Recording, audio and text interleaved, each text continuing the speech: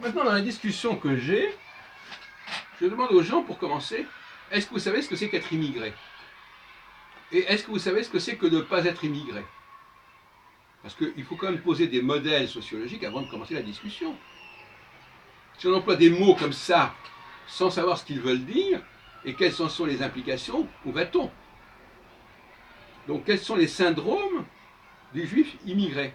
Et de l'immigré en général, parce que le juif immigré ou l'immigré en général, il n'y a pas énormément de différence, sauf dans certains éléments, comme la question israélienne. Les problèmes du juif immigré, la mentalité du immigré, on l'a déjà dit, c'est la négation, c'est le déni, c'est l'occultation des origines, c'est le conformisme, c'est la volonté de s'intégrer, c'est la volonté de ne pas se faire remarquer. Alors c'est peut-être paradoxal, parce qu'il y a des juifs qui portent des signes ostensibles, etc. Mais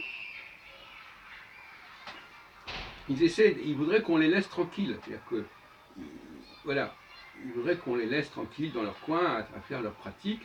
C'est pas ça que je veux dire. Je veux dire la capacité de participer à la vie intellectuelle française de façon critique, de façon... Qu'est-ce que ça veut dire critique? C'est-à-dire quelqu'un qui n'est pas là tout le temps pour se conformer ou pour se faire accepter ou pour se faire intégrer.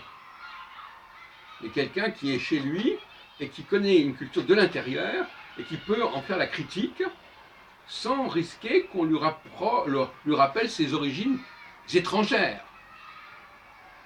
Et là, il y a une autocensure.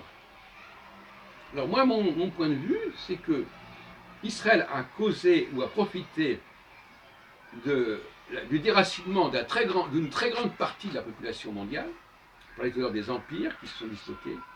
Je parle des Juifs qui sont partis en Israël, qui se sont déracinés, même s'ils ont pu se réenraciner, soi-disant, juridiquement et géographiquement, historiquement.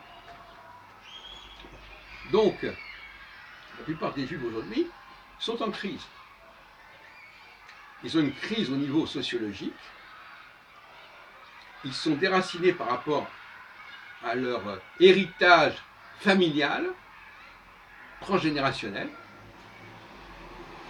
Et à mon avis, ils sont handicapés.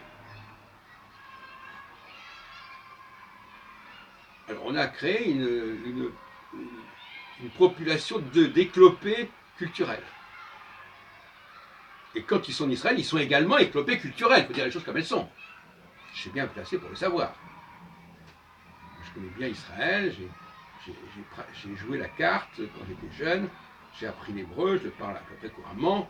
Donc, bon, pas de problème. Ce que je suis en train de vous dire en français, je peux vous dire en hébreu. Bon. Donc, des éclopés culturels qui sont la cause de la dislocation des empires, donc de la décolonisation, de la réunification, des rapatriements, et puis donc de cette expatriation vers Israël. Tout ça a joué un rôle négatif.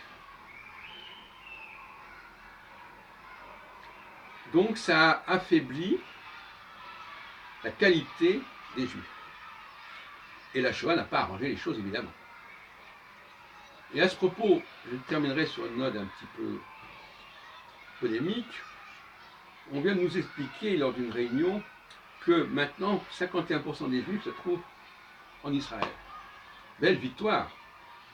Quand on sait qu'il y a eu 6 millions de Juifs qui sont morts pendant la Shoah, alors qu'on ne vienne pas nous dire que c'est grâce à la Shoah qu'il y a une majorité de Juifs en Israël.